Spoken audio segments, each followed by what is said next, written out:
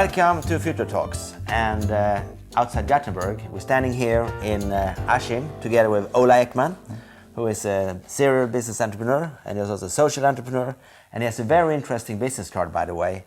It says Space Captain. You will probably understand why further on in this discussion. Ola has very interesting experience in leading transformation, leading change, innovative processes and thinking to create real, I would say, sustainable values in many dimensions in society and in business. So I would like you to reflect upon how could we learn from your experiences working with business, working with social, and working with societal issues about solving problems and creating value for the good of the future. What would be, for example, 3 takeaways from your experience up to now? What's the learning? What will you tell us? I would say, I have maybe 20 points, but just to mention 3 that is of importance. I think one of the main problems or issues, I give you an example. We did work about 15 years ago for Siemens, which at the time was one of the biggest companies in Europe. Yeah. And one obvious problem in the discussion what they because they were big and very close to the problem, they often missed the obvious. Okay. Who the actual customer, the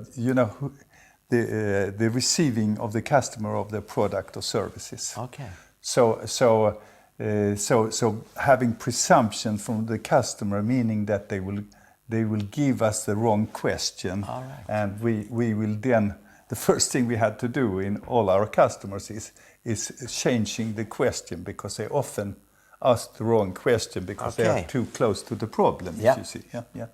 And then the general problem in like a big organization like that one is that they were mainly engineers having a technical mindset. So and the challenge then was to combine your head knowledge with your heart knowledge, or the in-between knowledge that we are talking about.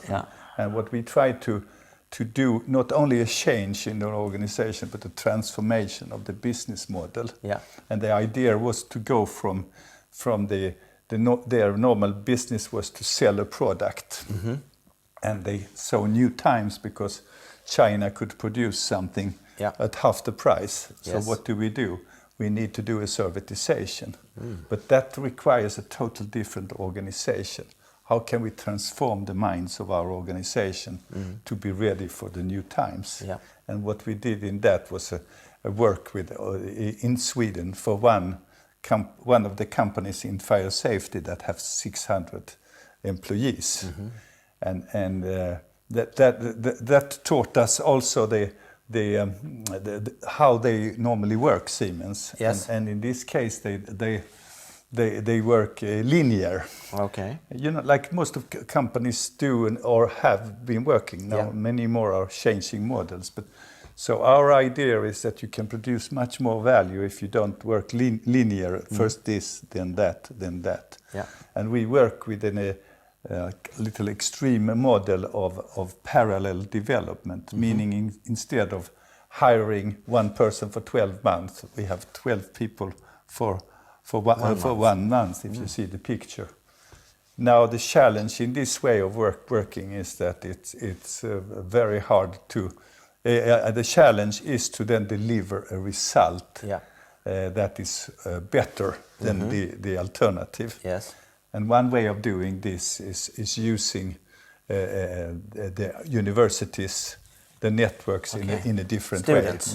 Students and researchers. And because I both with Handels and Chalmers, when I teach, I also recruit the students for all our projects, which is a very successful model that also is much cheaper for our customers, because the students will work parallel with the students. And use multiple talents, both as a researcher, student, and doing consulting work outside in the field. Yeah, exactly. So we combine students, our partners, customers, in a very creative way. And you could say it's the design thinking process, using architect, designers, and others to conclude the result. Is that a way to put it? You're working with, before people work with, or this company did, a kind of finding the common denominator, but you're looking for the common accelerator. Yeah, you could say most, because of traditional models of creating business,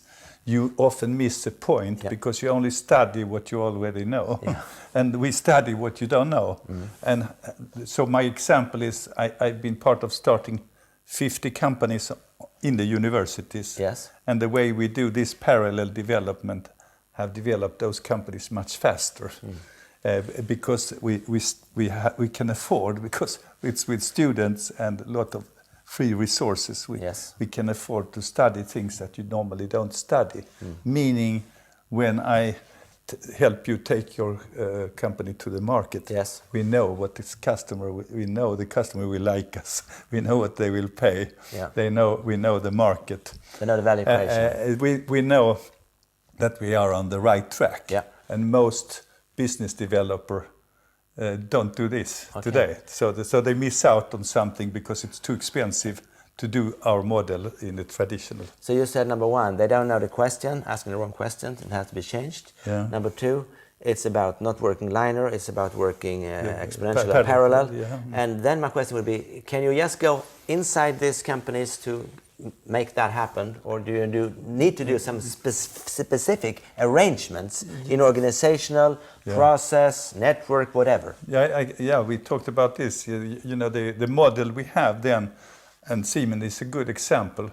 We needed to write the contract to do real change. It's hard to do. You can take communes or big companies or stock markets companies. We won't be able to do this change in the time required if we are in or under the organization. So our concept is that we write an agreement with a partner or customer that we are totally free to move outside the box without even without your values, without your concept, without your administration, to really get loose outside of the company, and we also take people from that company into our organization, or hire them back. We take them back, or they move back and forth, but they are not in the company, they are with us. In between space of the new and the old. Like we call it in Chalmers, this way of working that I call the space between us that is not used. At Chalmers we call that the in-between. And the idea with one of the PhD at Chalmers, they wrote a thesis on our way of working just a few years ago. So you can maybe describe it to understand it. Most organizations use their intelligence but too little of the emotional or understanding the in-between. And you miss a lot of points if you don't work together.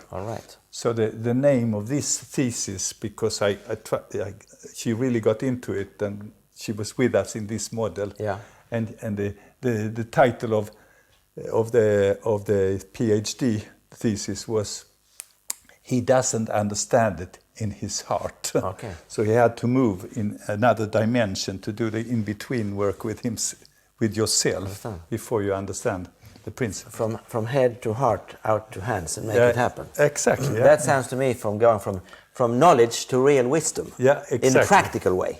You could say the change is not change, it's transformation. When you get it. That's our goal. You are transformed, so you will change. You will transform others. From a caterpillar to a butterfly. Exactly. That's one of our pictures. I understand. So Exactly. this is very interesting. If I may elaborate a little bit more on this and say, given your expertise and experience as a social entrepreneur, have you also been able to apply this type of thinking in a social context of city development, urban development, creating security and safety in different neighborhoods and so on and so forth? I know you've been in various processes. Please allow us to understand a little bit more about this kind of partnership between the private and public. What I can say generally, as you know, I've been growing very big organization, taking companies to the stock market. Yes. And also very small, taking them from nothing to bigger organizations. And the kind of thing that works in the business development of a company, the principles will work even in social entrepreneurship. And through my network, I had 7 years ago, I had Sweden's biggest real estate company in apartments owned by the city, Framtiden.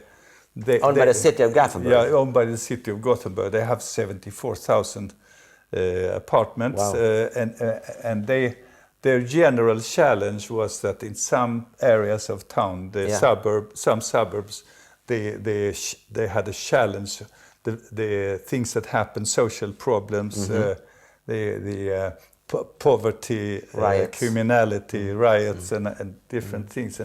And the questions to us was, because they had seen some of the results, can you use the models that you use in Chalmers and Handels and with the commercial customers to help us investigate the real to really find the key to the problems in the suburbs. Yeah.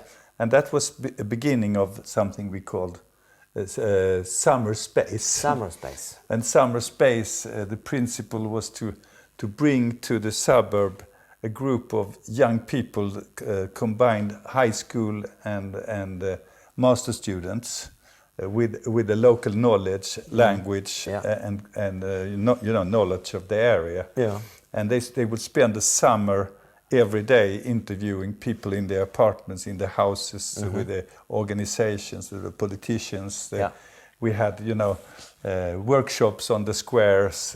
We had an office on the square, and by connecting with all local people, we found that this method of then hiring, that like we did, 15 different people with 50 different backgrounds, transdisciplinary, multicultural, multi-gender, multi-age, and whatever you. So kind of a messy process, also parallel. Yeah.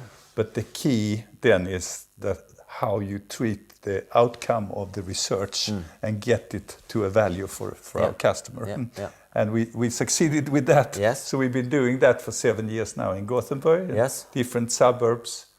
Yeah. That sounds like it's going from the traditional pentahelix, the traditional triple helix to pentahelix to a multi-helix, when you even integrate and include cultural capital, intellectual capital, and human capital, and a lot of other things. What would you think what would be the next model if you take to double click on this knowledge we have now? How do we make this exponential for the next season? Yeah, I can. One answer is, the society is much more complex.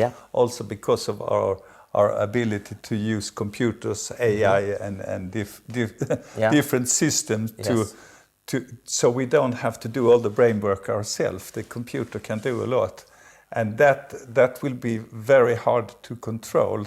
So new systems, together with a natural relation, we will use the IT internet to maybe solve the problems of society in parallel with the commercial. The difference, I believe, from 20 years ago is that society is much more aware of you can't do post-COVID and post-war. You cannot do greenwashing or do things with no value. It has to contain real value, and to do a real business with real value, both commercially and socially, you need to combine the two. It's a real-time analysis. There is an awareness, and we don't allow any of our customers, we don't take customers if they don't take that dimension. Okay. Yeah. I've also heard that you have a strategy between the city and the business community in some of the areas of Göteborg. Can you elaborate a little bit about what is this kind of process? Yeah, like I explained to you, we try to use multi-resources and involved both commercial companies, universities, and the city, for example, in our processes. And after a number of years, very successful years in the suburbs, trying to take away the exclusion through our different projects. Yes. Last year we had an agreement with Volvo Cars, and they decided to adopt a suburb of Gothenburg called Tynnered, and that gave us much bigger resources for the change. So Volvo adopted Tynnered, this area, to try to find new values and help them out. Yes, to do social good. And actually, in Volvo's case, they wanted to show that their values in Volvo's could change the city. And the first step was adopting a suburb. Did it work? Yeah, it worked very well, and it's already that suburb is already downgraded from our work this summer, last summer. And we also are negotiating with the Polestar, another car company in town, to adopt another suburb. So and the goal, together with the city and a lot of other interested parties, is that we will have no exclusion areas in the city of Gothenburg 2025. Wow, this is amazing, and this really tells us about going beyond profit, value creation beyond profit, for the good of society, for the good of the future, for the good of the coming generations. So I think this is a really interesting thing to dig deeper into the future about how can we find these ways between private and not-for-profit and public sector of doing good for the future. Thank you very much. This is really interesting, and I think you learned a lot. I have learned a lot about what is going on here in Gothenburg, Sweden, and your experience about taking companies to the stock exchange, business entrepreneurship, innovation, and not least social entrepreneurship, and about adopting a piece of the city into a new transformative approach of future value creation. So with these words, we will say bye for now, and we will come back discussing different topics in our future talks about various innovative and creating new opportunity spaces. So we say thank you to the Space Captain, Ola Ekman, for coming. Great to see you. All the best. Yeah, thank you. Bye for now. Bye.